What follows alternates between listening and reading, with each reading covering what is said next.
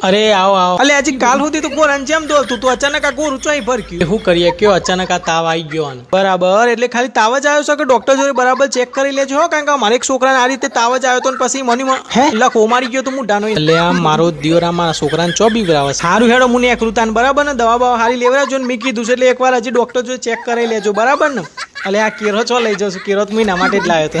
mummy મને લખો થઈ જાય તો સડ્ડો ઢામું ડારો એટલે જાને બોલે ને તાન દોઢું જ બોલે છે હા હારો મારા છોકરાની ખબર લેવા આવ્યો તો કે શીખા બીવરાવા આવ્યો તો